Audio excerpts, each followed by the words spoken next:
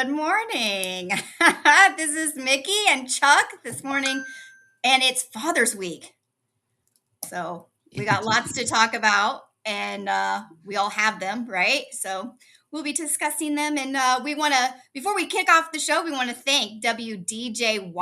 That is the radio station in Atlanta. It's airing us several times a week. It's pretty cool. It's Wednesdays, 9 to 10 p.m. You can catch the show Thursday, 5 to 6 p.m., Friday, 10 to 11 a.m. And then I heard my show yesterday. It was sounded good. Sunday, 1 to 3 p.m. So yes. Yeah. And it's on FM 99.1 in Atlanta. Straight talk. Now, I can tell you, I honestly didn't know that because I just listened to it via, the web. Which it's easy to hear worldwide. So easy to folks. do too, because if you just go to their website, it's like huge. Listen now, and then you click it, and it's automatically just playing live. So it's really easy to listen and a lot of fun to hear yourself on the radio. Good morning, everybody who's listening and watching and interacting. We love it. So if you are and you can jump on, we love interacting with our listeners via throughout the show. We also want to thank our sponsors. We want to thank Mace Fitness and Soul Spectives Institute for sponsoring us. So we'll hear from them later in the show, but that's getting kind of cool, right?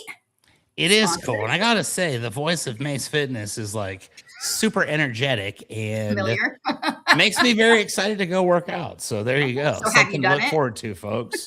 Have you downloaded the app? That's the question. It's free. I have, but I haven't used it. Okay. So I'm like halfway there. I know. Well, it's all right. We'll get you. That's the first step. It's always good. Baby steps. That's right. Yeah. So yeah, we'll get you there. Anyway, so yeah, we're talking about dads this week. And I guess you have all of the top 5 this week. The top 5 I like All-American dads. All-American. And am I going to know any of them? This week I've got an American on the show with me, so I don't have to be worldwide. I don't have to be international like I normally would. It's touchy with the Canadians once in a while. You'll have to do their top 5 all Canadian dads. This is true. A couple weeks ago, we did the top 5 Canadians, and Becky actually was the winner of that. She took out Michael J. Fox, Celine Dion, and several other big names. So very scientific. And this one here, I see we've already got a little bit of a guess here. I'm going to go with the top 5 All-American dads. And we're going to start with number 5. Number 5 is a true American. He's a guy that I think everybody would love to be friends with. He sits down at the propane shop and he sells propane accessories, and he loves to just hang out by the fence and drink beers with his boys and mow the yard. And number 5 coming in on our All-American Dads top 5 list, it's the one and only Hank Hill from King of the Hill. And I don't know if you're familiar with King of the Hill or not, but Hank is definitely a dude that you would want to have on your team. He's very loyal. Like I said, the thing that I love about him is he's extremely passionate about his craft, which is propane and propane accessories. Yeah, when you said propane, I was like, I don't know who this is. And he's the world's greatest propane guy. The guy that was on the, Tim the Tailor. Tim the Toolman, indeed. The guy on the other side, I was like, I didn't even know he had kids. So I was I don't know if that's him. So, yeah, I forgot his name. His name was actually Wilson. Heidi Ho neighbor, yeah. Wilson, there you go. Wilson. I didn't even think about Wilson. He's a pretty good neighbor, but definitely not on par with Hank Hill. Hank Hill hangs out, drinks beers with his friends, cuts the yard, and sells propane. Yeah, that's his life. Because he's so passionate. Grill stuff. Yeah, you got dad going on. Exactly. So Hank checks in at number 5, folks. Number 5, all right. Number 4, we're going to go in a completely different direction from Hank, although these guys do have a couple of similarities, being they're both cartoon characters. The number 4 All-American Dad. Sad, don't you think? You had to revert to cartoon characters to find good top All-American dads? Well, there's a couple on here that are real people, and you'll see here shortly that these are all pretty good. But yes, there is a disturbing trend in which the cartoon fathers seem to be the best ones. So checking in at number 4 is the exact opposite of our boy Hank Hill. And I think he actually comes on in the time slot directly afterwards. So it's kind of a yin-yang type deal. The one and only the guy who is constantly getting himself into situations, constantly getting in fights, constantly having all kinds of problems. It's Peter Griffin. Peter Griffin from Again. Family Guy. Are you familiar with Family Guy? I've never seen even one episode. Mickey, you got to watch Family Guy because Peter is very offensive. He's very disrespectful. He's he's not a very good father, which is why he's actually on the list. It's kind of more a ironic list here for Peter Griffin. He's kind of the guy that you would want to have as your dad, though, because he seems like he would let you do things that most dads who are sober and he's like the All in the Family guy. Do you remember All in the Family, the TV show? Oh yeah, Archie Bunker. Yeah, Archie Bunker. Oh my goodness. I don't know if I'd want him as my dad though. No, definitely not. I wouldn't want him as a neighbor either. Archie Bunker seems like he's probably not the best guy in the world, but I do think that Peter Griffin is the exact exemplar. He's the exemplifying the example of totally opposite of our first dad. So you've got a good and a bad. And as we continue to go, you're going to see that this is a theme with me. I think that bad parents are actually quite entertaining. So number 3, we're going to come back with an actual, right? Exactly. They're very relatable. Unfortunately, most of us know a little thing or two about bad parents.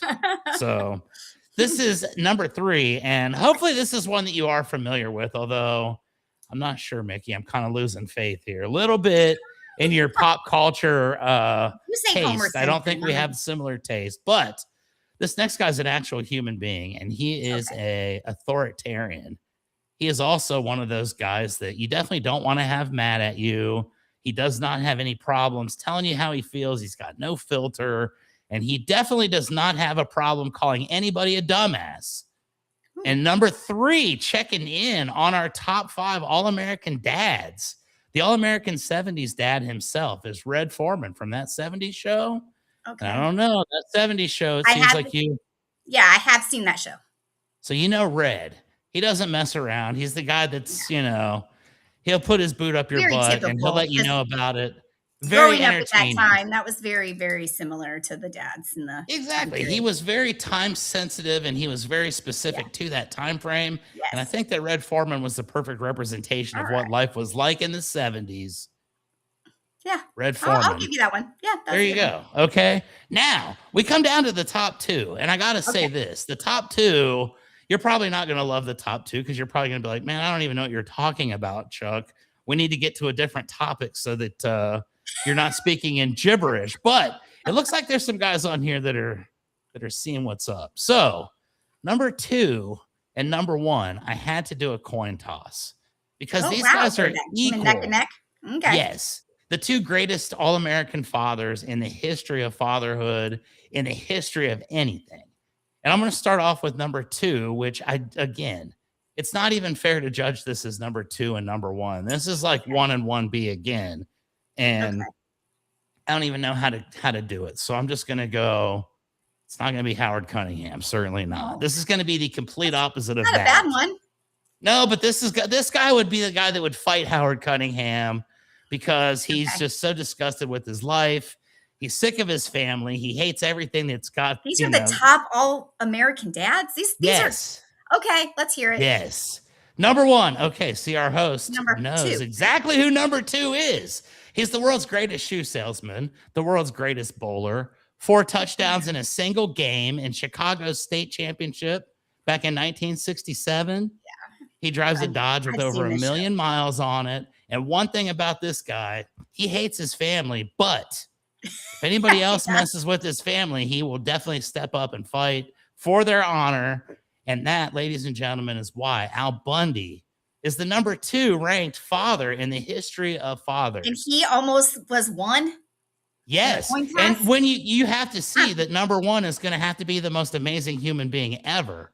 And this is exactly what this number 1 guy is. I don't know. This top 5, I can't say I'm like all in on this one. Sorry, Josh. This is 100% correct, though. Like there's not even any room for negotiation on this top 5. So we had Al Bundy, who comes in at number 2. Yeah. He's a hero to millions. His favorite TV show, Psycho Dad. I still know the theme song 30 some years later. The guy was awesome. But Al Bundy was not number 1.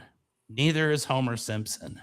Homer Simpson was removed from the list because this is the alter ego to Homer Simpson. And these guys have even had a battle amongst themselves in real life. So Homer Simpson next door that loves Jesus. No, it's definitely not Ned Flanders either. Certainly not. This dude's not on The Simpsons. He's on the Anti-Simpsons, which is okay.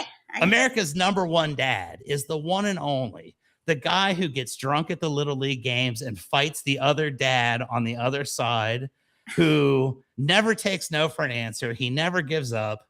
He's got the most harebrained schemes, but somehow he always seems to come out ahead.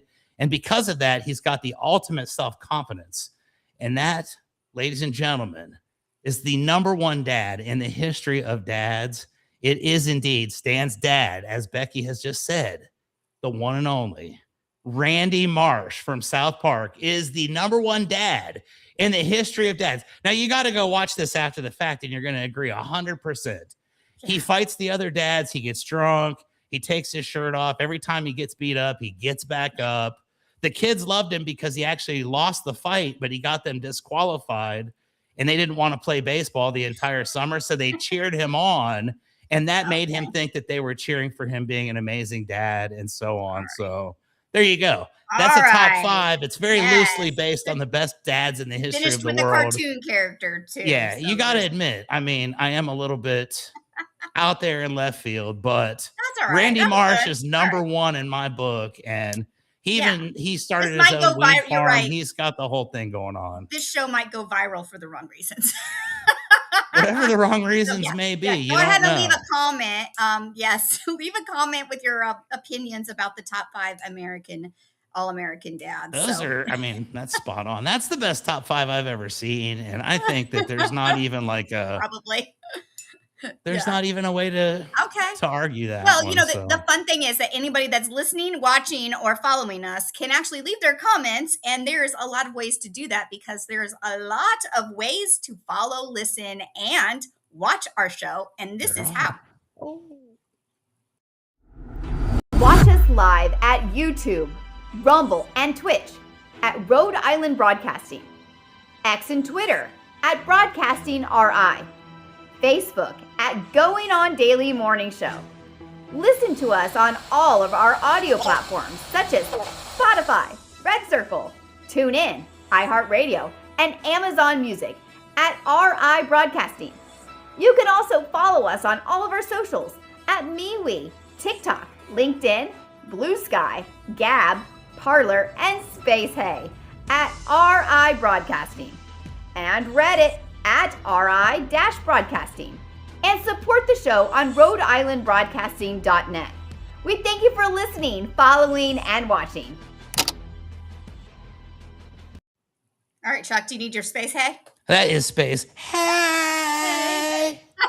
Thank you. You knew I was going to come with that. I appreciate that. I watched the show too. I feel like that makes the episode just that much greater. And I think we can all agree this is the best part of the show is when you get to interact and vote for our Hall of Fame with 4 exclamation points. Ooh, 4. Yes. Sanford and Son, Good Times, The Jeffersons, Different Strokes, and What's Happening. You have to vote and find out at the end of the month when we tally all the votes and let you know who is in the Hall of Fame. So, look, we got some information here. Good Times is at 48%. Are you surprised by that? Yes, I'm shocked. Okay. I'm shocked by this entire top 3, quite honestly. This is not what I expected. Strokes was my number 1. I actually watched that one a lot. I think as an adult, though, I think I would watch more of the Sanford and Sons and Jeffersons. Yeah, Sanford and Son. I'm surprised that Sanford and Son's not running away with this. I know. Yeah, wow. Surprising. Yeah, I'm going to break out my burner phones and start voting for Sanford and Son. Your burner phones? I don't want anybody to know I'm cheating. So I got like 300 phones over here. Whatever it takes, I will get Sanford and Son in the Hall of Fame. Way to vote with your vote. What is it? Are you going to tell us, or is it a secret? Who, me? It's going to be Sanford and Son. Sanford and Son all day, and I might vote just once for the Jeffersons because they're cool. Well, you know what? I think they have the best theme song of all time. Well, Sanford and Sons is pretty up there too. I mean, I know that song. I used to have a delivery driver, and now that this is past the statute of limitations, that was actually his theme song as well, the Sanford and Son theme song, for a horrible reason, and he didn't know that. So I apologize to that gentleman, but years later, I've divulged that one of my drivers had that as his theme song, and that is not a compliment. Well, the Jeffersons, like, you cannot stand still when that song's on. That's very true. The Jeffersons are awesome. Different Strokes. I was watching an episode the other day where Mr. Drummond sucker punched a guy, and I thought, you know what? That's not the lesson that I was trying to be taught as a kid. I don't remember Mr. What was his name again? I just said it.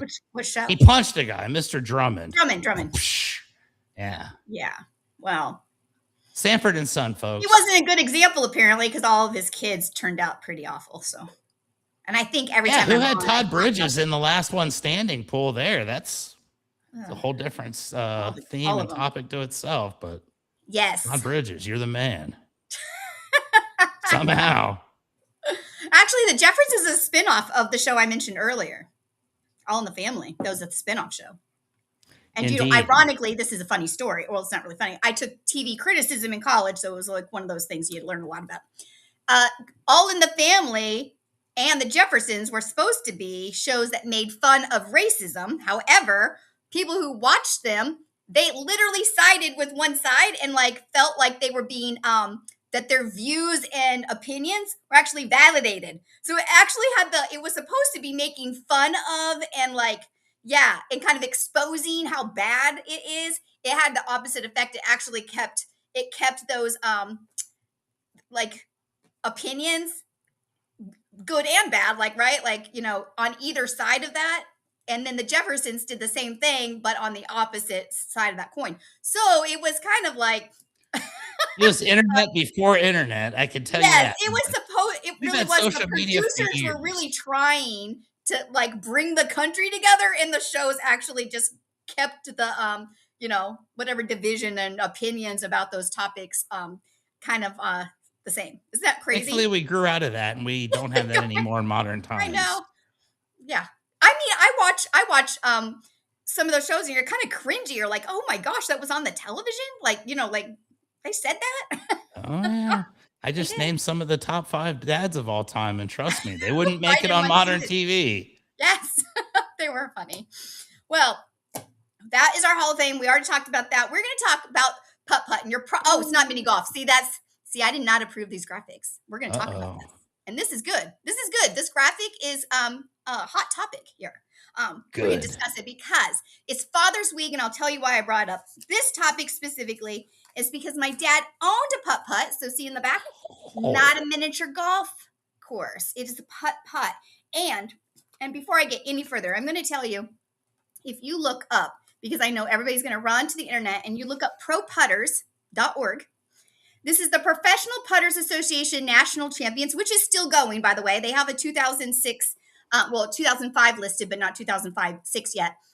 You'll see that in 1962, my dad was the amateur putter, APA champion.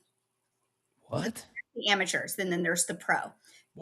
Yeah, he was on the circuit. He was in Texas. I remember going to Texas for a tournament. So yeah, I'm proud daughter here. My dad was in, and he is in his 80s. He is an excellent putter. I used to watch putt-putt on TV every Saturday morning back in the day. I bet I saw your dad. You would have. I bet I was probably rooting for him. He's probably my favorite guy. That is amazing. I'm surprised you didn't make your list.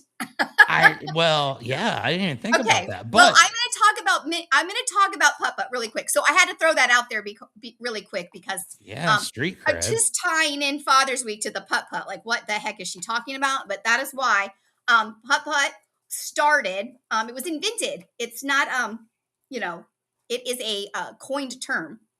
If you didn't know that, it started with Don Clayton in Fayetteville, North Carolina. And unlike the earlier mini golf games, he designed the courses to focus strictly on skill. Okay, standardizing the layout with aluminum bump boards and premium artificial turf to ensure fair competitive play. So that is why, if you haven't played putt-putt before. And now, the craze has kind of died off a little bit. It's not as popular as it used to be, but there was a time when every city, I think, every town close by had a putt-putt. It was the happening place and the place to be. He did not invent the concept of miniature golf, but he did invent the standardization by establishing rules, dimensions, and specific obstacles that focus strictly on the putting skills rather than luck. Okay, so there's no windmills and waterfalls and putt-putt's about skill. If you could, that's why.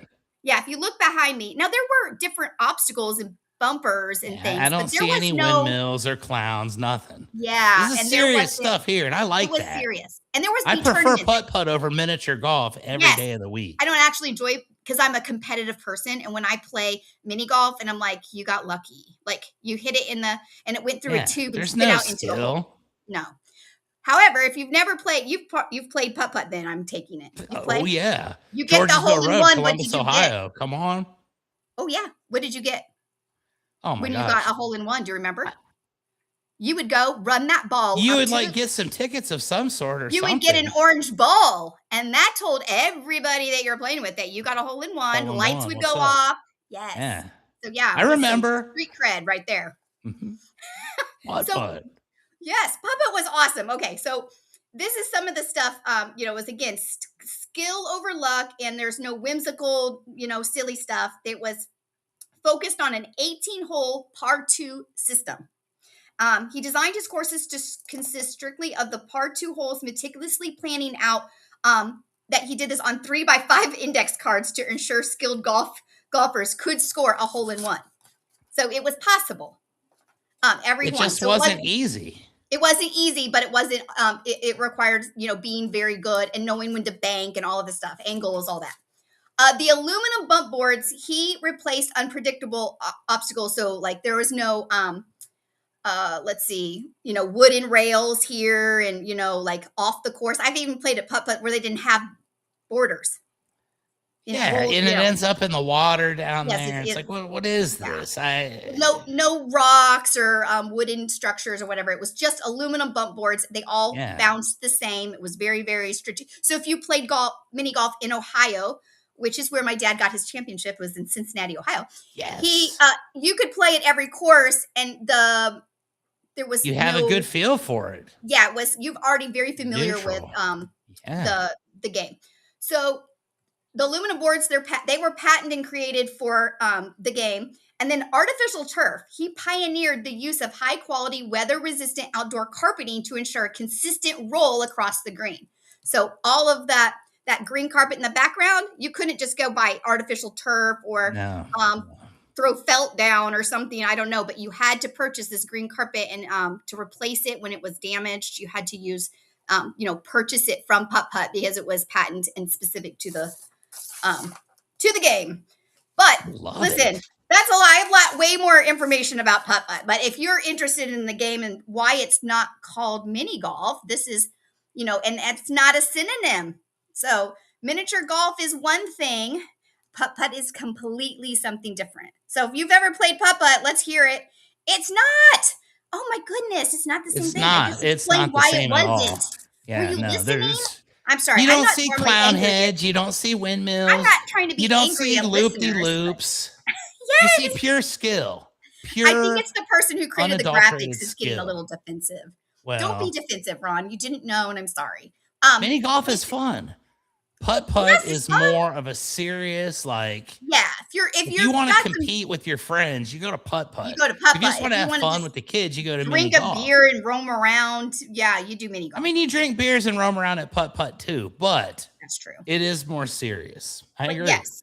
I just want to shout out, it's Dad's Week. Happy Father's Day, Dad. I'm proud of you. Me too. I don't even know your dad, but he's from Cincinnati, Ohio. He's the APA champion. That's insane. Today is going to be a complete day, no matter what happens from here on out. It's like, that's amazing. Yeah, and I don't have to get him a gift now. I'm going to be like, out there, the masses.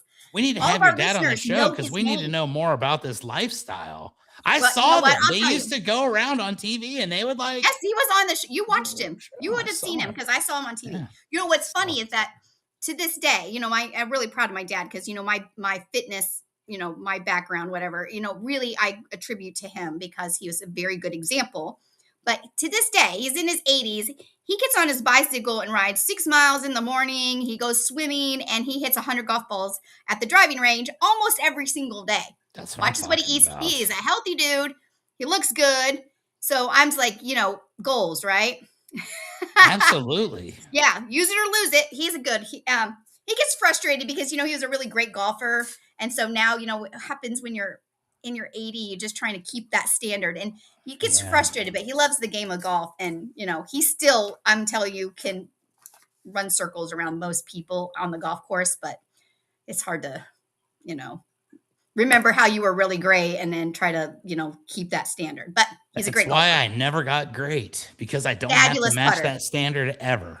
And I'm just like, I say he's forgotten more about putting than most people know. So fabulous story there about the Professional Putters Association and the difference between mini golf and putt-putt. There you have it. Yeah. So we have sponsors. We brought this up earlier, and it is time to hear from them, listen, and we appreciate all of their support. Thank you, sponsor. Not sure what to do at the gym? Overwhelmed by all the equipment? Need videos to make sure you're doing exercises correctly? With the Mace Fitness app's Workout of the Week feature, we take the guesswork out of fitness. Every week, you get a guided workout with step-by-step exercise videos, so you can walk into the gym with confidence. No confusion, no wasted time, just effective workouts designed to help you get stronger and feel better. All for just $9 a month. Download the Mace Fitness app today and start training smarter. Sometimes you can feel lost in the forest of your mind, caught up in mistakes you can't change, looking ahead, uncertain what comes next, questioning if things will ever get easier, and if you've missed your chance. But the fact is that every moment is a new chance to change and choose a new direction. The fastest way to stop the pain and gain the new insight needed is through guidance from someone who has walked the path before you that can teach you to find your own answers from within. If any of this sounds familiar and you're looking for a way through from where you are to where you long to be, then let's connect. Check out soulspectivesinstitute.com today and book your discovery call, and we can see where we can go from there. All right. Yes. Thank you again for being our sponsors. All right, Chuck. Let's hear it. All right. So you're on the job a lot. Yes, I am on the job a lot. Or you researched? Do what? Is this something you've actually experienced, or you researched it? I've experienced. Everything that I come up with for stories on this episode have been true. Okay. And this is full experience. So there's been a lot of these over the course of my career. I used to go out to actual job sites and I would deliver roofing materials, and we had a conveyor belt, and I drove the big truck, and we would back up and we would, you know, put the conveyor belt on the roof, and one guy would throw them on, and another guy would ride up there and would catch the bundles of shingles and would kind of, you know, do their thing. So this is something that it was a lot of fun. I did it for 12 years. I never got seriously injured, but I did see some people get seriously injured. So today I was kind of thinking some of these things that have happened in the past that deserve a little bit of recognition, because the people, in one case, the dude's not even with us anymore. He literally died from it. And I'm not going to use that one as an example today because it's probably the most disgusting thing ever. And I don't want to do that to our audience today, but I will do it one day on my podcast. Qualify for the worst. Yes, it was definitely the worst, but this is going to be the second worst. So what would happen is sometimes, because of safety, my company would not allow myself or my partner, whoever was with me, to actually get up on specific roofs. If they had a certain pitch or they were, you know, just dangerous, it was kind of nice. They cared about us, but I also think they didn't want to pay for the expensive insurance. Right. So I was cool with that, because as the guy who got to be the benefactor, we didn't have to go up on a lot of these dangerous, steep, high-pitched roofs. We didn't have to do anything kind of crazy, you know, like that. Right. So we would get the roofing crews who would have to meet us at the job site, and they would actually have to go up on the roof, and they would have to spread out the shingles, right? So I had a great rapport with all of them. I knew every one of the roofing crews because I was like doing a lot of the jobs. I was the guy with the big truck and I had to go to like all the new construction sites. So I knew all the roofers. And every once in a while they'd be running a little bit late or something would happen weird. And I was very forgiving and I would always be like, hey guys, don't worry about it. Every once in a while, though, my boss would kind of be like, hey, you need to step it up. You need to move a little bit faster. If they're not there in 15 minutes, start putting them on the ground. Nothing personal. But they would always take it personal and they would always insinuate that it was my decision to do that because I was trying to screw them over or whatever, and that was never really the case. But I remember one day very specifically, and this was on a Friday, late July. I'm guessing this is probably like 06, 07, probably about 20 years ago. And Friday afternoon, nobody's in a really good mood because that Friday is the last day of the work week. And when you come back from lunch, if you have a huge afternoon load, you're like, whatever, this sucks. Yeah. You kind of want to have an easy afternoon. And I didn't have an easy afternoon this day. We had this huge amount of shingles for this one house. And they're like, hey, you got to get out there quick because whatever the reason was, you just have to get out there quick. So we get out there quick. The crew's not there. So after about 30 minutes or so, my boss is like, the crew said they're on their way, but go ahead and start putting some on the ground, yada, yada, right? Okay, no problem. It's Friday. Hopefully I can get them all on the ground and be gone before these guys even get here. Because at that point, I don't have to do anything, right? So we start throwing them on the ground, and the crew shows up about 10 minutes later. And there's still a humongous amount of materials on the truck. And this guy's in a bad mood because there's a small amount on the ground, to which I'm apologizing and saying, hey, my boss is making me do it. I'm not trying to be this way, but here's what we got. So we can put the rest of them up on the roof for you. You guys get up there. Well, he got a little snarky about it and was getting kind of a bit of an attitude, and whatever, hurry up. You guys are in such a big rush, yada, yada. So he gets up to the top of the thing and he's like, go, go, go, go. And I'm like, no, I don't want you to get hurt. I don't want anybody to get injured. I don't want anything bad to happen. Famous last words. Yes, so we continue to work. The guy starts getting more and more, argumentative or whatever you want to call it. So we speed up the process a little bit to facilitate his desire. We start speeding it up a little bit. Now, mind you, they have to walk these shingles pretty far to spread them out in a safe way. This is a multi-million-dollar home, and it's in a gated community that is going to be the parade of homes, which is like where all the nice houses are, So they're going to have the parade of homes, and this guy is throwing a temper tantrum. So I don't see what's going on. And Mickey, it's really none of my business. I'm just there to do my job, right? Right. I can't see what's going on above this peak. I have no idea. I know that they're unloading it pretty fast. And for this, I'm thankful. And I'm also quite, impressed. And I'm like, all right, it took like 20 minutes and it should have probably taken at least an hour. And I'm like, oh man, anger is a good motivator. Maybe they're just pissed off. Yes, and it can be. Right. And come to find out that's not what happened at all.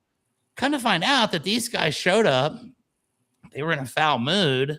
Instead of actually spreading out this material, which is heavy weight, every 3 bundles of shingles is 250 pounds. And we're talking there were, there were 200 and some bundles on the roof. So we're talking. I don't think I know what's going to happen. You know what's about to happen.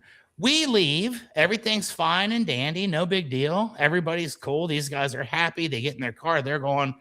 We start driving back, and I get about halfway back to the office. And the radio starts going off. And it's like, dude, what's going on out there? What happened? What happened? I don't know. What are you talking about? We're on our way back. He's like, all of the shingles that were on the first floor or on the top of the roof collapsed. It went straight through the second floor, the first floor, and they're laying in the basement. Because in Ohio, we have basements in all of our houses. So literally, there was like 200 bundles that came straight down through the roof, went all the way through. And again, we're talking like tens of thousands of pounds. Like nobody's dead. Thank God nobody was there. And this was like the last thing they did for the week. But they ended up having to completely rebuild the entire house because of that accident.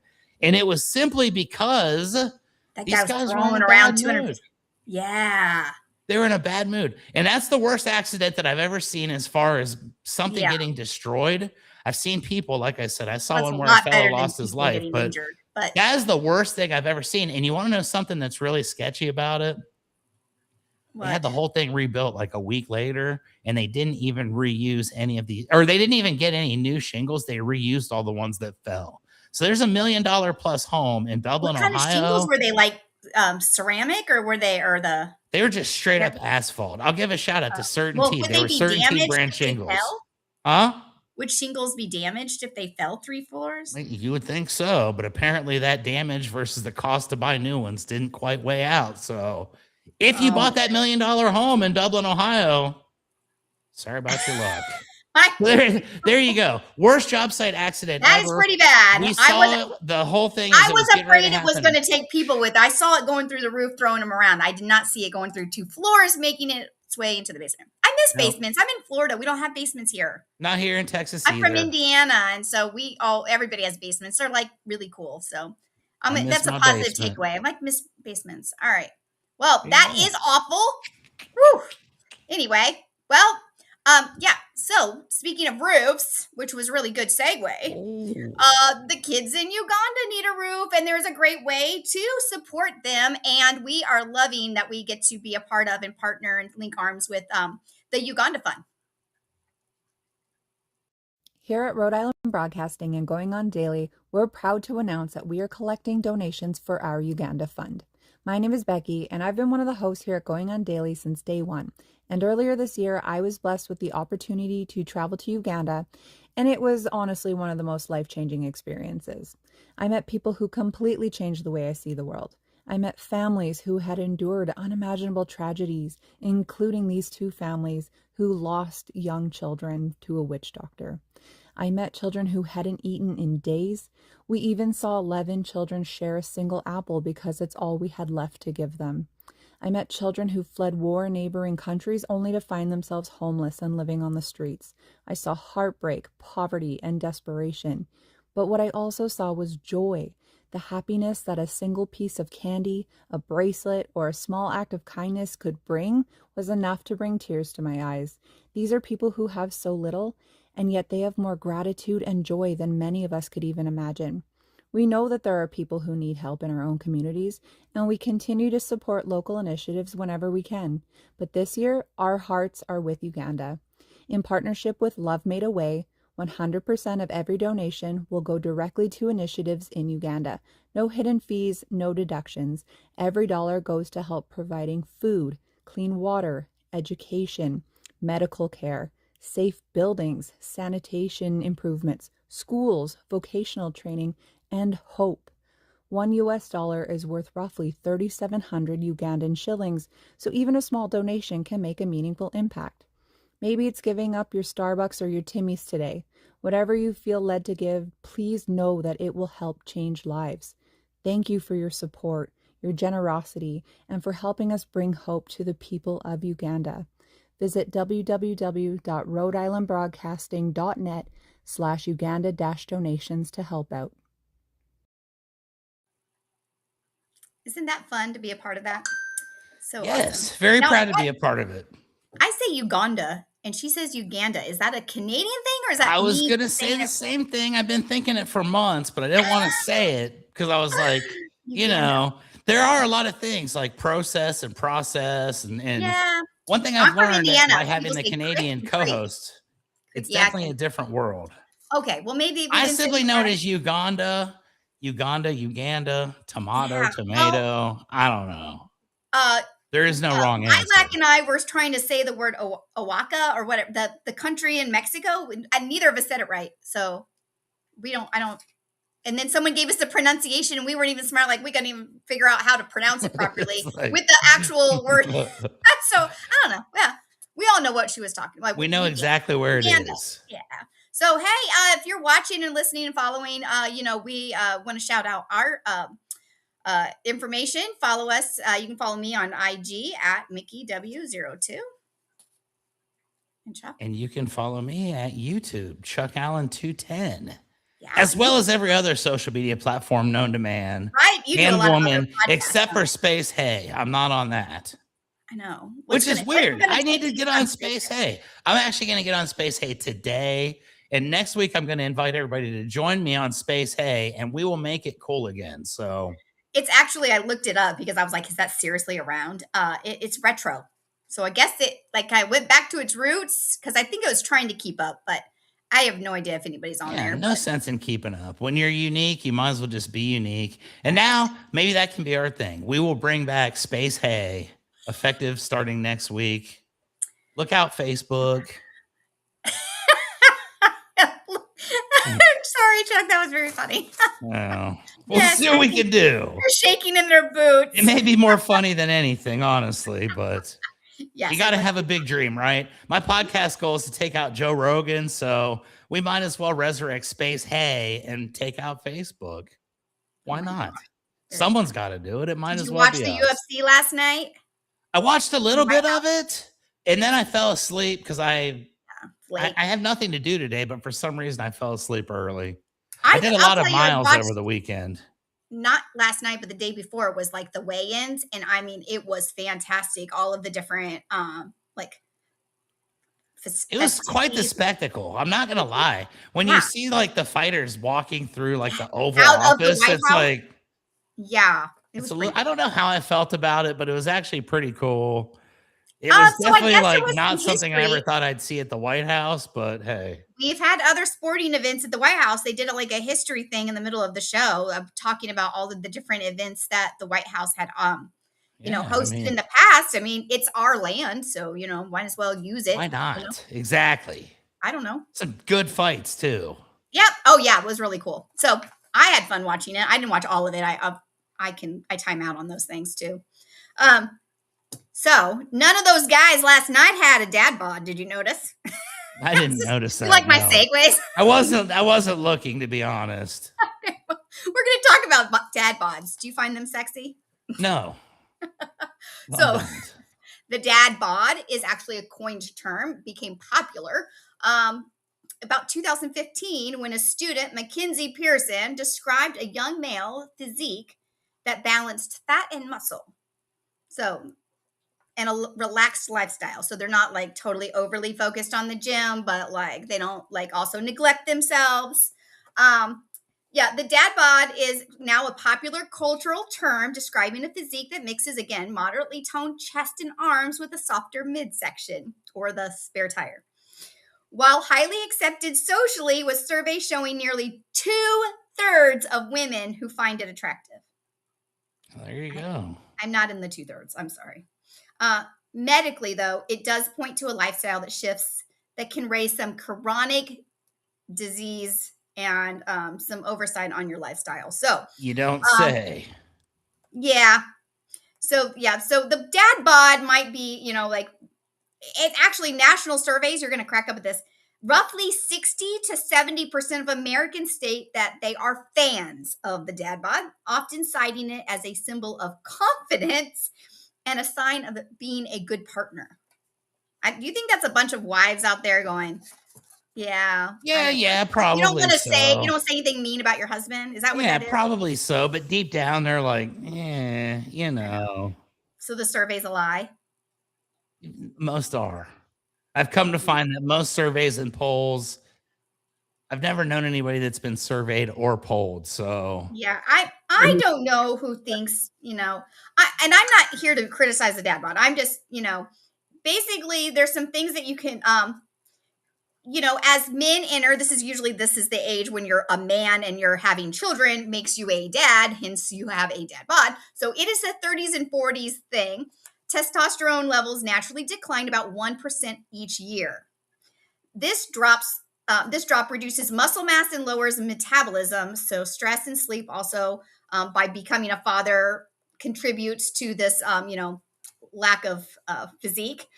Lack of musculature. And cortisol causes the body to store excess visceral fat, which is the fat that's around your internal organs, which of course adds to the bulging abdomen. So indeed. Anyway, doctors say, now I thought this was a little strange because this is pretty excessive, but that your waist circumference should be less than half of your body height. Does that math? I feel like that's fair. I mean, that's extremely. Hang on, no. Let me think about half this. your body height. Like, okay, so I'm 5'3", 48, 2.5, less than 2.5 feet around my body. It seems pretty big. I actually feel like I'm right on. I feel like I'm spot on, exact. So, Chuck, you have a dad bod. You're desirable. Damn. For 60 to 70% of the women in America.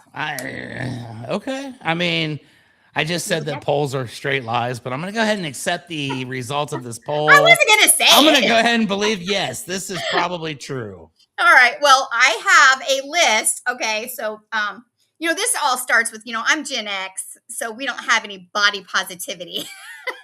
No. That came a lot later. Okay. But men and women view the dad bod as a positive counter movement to the pressure of maintaining a chiseled six-pack abs. And men who sport this body type often report feeling less concerned about their physical appearance and more accepting of the dad bod title. I mean, I guess if you've got that, you pretty much have to accept it. I was like, to me, it seems like you're just coming up with a good reason. Like, yeah, it's cool. If you're upset about it, then maybe, head to the gym or something. But all right. Yeah. And this is the thing, as a personal trainer, I will say to this, everybody who wants to get rid of the gut, the first thing they think they're going to do is go do a bunch of sit-ups, right? Doesn't work. Sit-ups develop the core muscles, right? Where are the muscles? They're behind the fat. Yes. And you can actually have the adverse reaction to sit-ups, whereas your middle gets bigger. You have to have a very low body fat for your abs to show. So if you're really looking to make a lifestyle decision in the sense of adjust your diet. That would be my pro tip. I'm not charging for that today. All right, moving on. Celebrities that are praised for having a dad bod. And I'm going to tell you, I did not come up with this list. This is ChatGPT info here. And I'm going to say these names made the list, and I'm going to question every one of them almost. Okay. Jason Kelce, and I don't know who that is. He's a football player. Oh, he has a dad bod? Yeah. He was like an offensive lineman. So, I mean, all right. Yeah, you got to kind of be big. Okay, so maybe Adam Sandler? For sure. Adam Sandler's definitely not chiseled. No, but I don't think of him as having a big gut either, so I don't know. No, but he's kind of bland. I think Adam Sandler doesn't have no definition, none whatsoever. No. So, if we're looking at the definition is that you have a moderately toned chest and arms, and I would not put Adam Sandler on the list. I mean, he was Happy Gilmore. Okay. I did watch a video where he played golf a couple weeks ago, and he's a pretty good golfer. So, I mean. Okay, so maybe he's got chiseled up. Okay. He wanted to play hockey. Black made the list, and I think of him as being, and maybe he's lost weight since this came out, but he looks plump to me. I don't think of dad bod when I say Jack Black is more of a obese or overweight, right? Overweight, yes. Yeah, I keep believing me. Now, Matt Damon totally kind of fills this out as he's aged. So I would too. If I was making Matt Damon money, I would not be as awesome as I was 20 years ago. Yes. Just because I wouldn't have to be. You wouldn't have to, yes. Matt Damon and both Ben Affleck definitely, they're on the list. Leonardo DiCaprio, and I think he's moved into the overweight section. He does not have a dad bod. I don't want to see him with his shirt off. To me, it's like, I guess you've earned that right. Leonardo, yeah, right. He doesn't have to, but don't take your shirt off. Don't cut the grass with your shirt off. Sorry. Yeah, that's just that. Leonardo DiCaprio just looks soft. But it's always the dude that looks like that's not afraid to take his shirt off to mow the yard. There's this dude that jogs at the park. I don't think he's mowing his lawn. Right? There's a dude I see jogging at the park, and I'm like, bro, if I look like that, I don't think I'd leave the house. But he's flaunting it out there, no shirt on, doing his whole thing. And it's like, I wish I had that kind of confidence. I know. Yeah, right. We'll just have to give him that. He's got that in his. It already says that people with dad bods are pretty confident in themselves. So there's that. Chris Pratt, when he's not preparing for superhero roles. he has a dad bod, and he does. If you look at some of his, depends on the movie. You're flipping a coin on the Chris Pratt one. Seth Rogen. Seth Rogen probably has a dad bod because, I mean, his lifestyle is pretty much sit around, smoke dope all day, probably eats a lot of chips and pastries. Doesn't really impress me as someone that works out a lot. Vince Vaughn. Same. I still don't see them with the chiseled or the the moderately toned chest and arms. I feel like you have to have that to be in the dad bod. In order to fall out of that category, you had to have been there initially. Yeah. So I mean, you make a good point. Yeah, and then John Krasinski, I don't know how to say his name. Krasinski. Oh yeah, it's Jim from The Office. Between action movie transformations, and yes, I would say he would have a dad bod. Probably. I mean, but I feel like if you're really going to follow in this dad bod thing, you really have to have the a little bit of definition and then a little round tummy. But some of these people have way more. I don't know. Yeah, again, I did not make up this list. It redefines the term. Yeah, I don't think overweight is really what we're going for here on the dad bod, but anyway, that maybe I mean sometimes the truth hurts, folks. Maybe the dad bod just simply is another word for overweight. Maybe we just uncovered this secret and didn't mean to hurt any feelings, but that's what it is. There's a lot of dad bods. There's a lot of dad bods in this world. But that's the story behind dad bods. And so just be a little concerned about your portion. Let's just go into, I'm not trying to be a self-help person here, but maybe just think about like a smaller bit of pride. That's all. Just a little bit. There we go. A little bit of pride. Yeah, that's the truth behind the dad bod. A little good and a little bad. It's kind of what it is. So yeah, there we go. So don't have I don't know. It's always really, I guess, who you're with and how they think of your physique. But that's right. A little less ice cream. That is a good tip. Smaller plates is always go with the smaller plates. But anyway, well, hey, look at the time. That was a fun show, Chuck. It was a blast. As always. It was a blast, yeah. We had a lot of topics covered. In Father's Week, this is kind of the whole week's going to be talking about dads, celebrating them, maybe not celebrating them like what I just did. Throw them under the bus. So tomorrow is going to be Becky and Luana. Sorry, I said that wrong. If you're following us, you want to catch the show live because we absolutely love, interactions from our guests or watchers and viewers and followers. That's 10 a.m. Eastern Standard Time, 8 a.m. Mountain Time, and only on Rhode Island Broadcasting. Indeed. Yes. Thanks for listening and watching. And thank you to our sponsors again, Mace Fitness and... I always get the other one confused. Soul Spectives Institute for sponsoring. Yes. And catch us again. We're in Atlanta on the radio. 99.1 Straight Talk. I love it. That's what we did.